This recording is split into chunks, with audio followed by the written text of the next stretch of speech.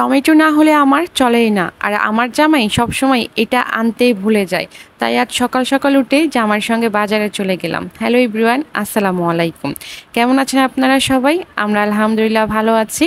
এই তো চলে আসলাম আরও একটি ব্লগ ভিডিও নিয়ে। আজকের ভিডিওটি সকাল থেকে শুরু করেছি। Good morning. সকাল সকাল বাজারে আসলে এমন কিছু দেখতে পারবেন, তাছাড়া কিন্তু আমরা এমন দৃশ্য বরাবর দেখতে পারি না, কারণ আমাদের বাজারগুলো সবসময় তোহার বাবার অফিস শেষেই করা হয়। আজ প্রায় অনেক দিন পর হাজব্যান্ডের সঙ্গে বাজারে চলে আসলাম, এই যে তাজা তাজা বাজার নেওয়ার জন্য।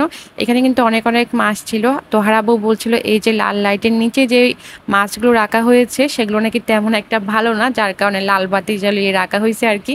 যদিও আমি জানি না, সে হয়তো মজা করে বললেও বলতে পারে। আর এই যে আমরা বাসায় চলে এসেছি, দেখিয়েছি অনেক বড় বড় মাছ, কিন্তু নিয়ে এসেছি এই যে ছোট ছোট মাছগুলো, তাও আবার পরিমাণে খুবই অল্প, কারণ এগুলো কাটতে বাছতে কিন্তু খুবই ঝামেলা লাগে আমার কাছে, যার কারণে খুবই অল্প করে নিয়ে এসেছি। যেহেতু তোহার আব্বু খেতে অনেক বেশি পছন্দ করে। আর একেবারে ফ্রেশ তাজা তাজা হচ্ছে 1 কেজি কই মাছ নিয়ে এসেছি।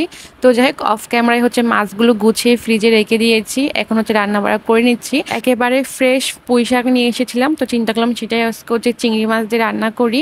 এই তো আমি কিন্তু শাকটা হচ্ছে কেটে বেছে নিয়েছি। এখন হচ্ছে মশলাটা কষিয়ে নিচ্ছি। পুঁই শাকটা হচ্ছে চিংড়ি মাছ দিয়ে আর আলু দিয়ে রান্না করব, একটু ঝোল ঝোল করে। আমাদের বাসায় সবাই ওইভাবেই খেতে পছন্দ করে, ভাজিটা একটু কম খায়। তবে কিছু কিছু ভাজি আছে, মানে কিছু কিছু শাক আছে ভাজি করেই খেতে পছন্দ করে, যেমন লাল শাক, তারপর হচ্ছে আবার কলমি শাক, এগুলো ভাজি করে খেতে পছন্দ করে। তো যাই হোক, ওই পাশে হচ্ছে শাকটা বসিয়ে দিয়েছি, আর এখন হচ্ছে মাছ বসিয়ে দিচ্ছি।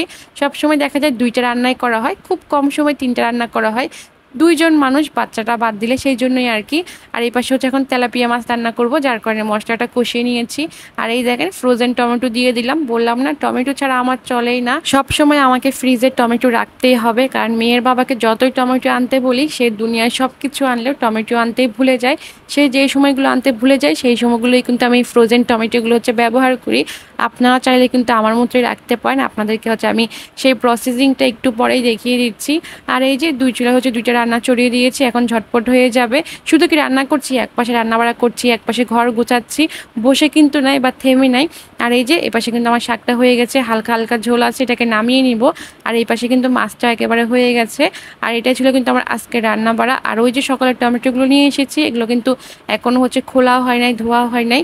এখন এগুলোকে খুব ভালো করে একেবারে ওয়াশ করব, একেবারে ভালো করে হচ্ছে পানিটাও শুকিয়ে নিব, তারপর হচ্ছে এরকম আস্তে আস্তে ফ্রিজে রেখে দিব।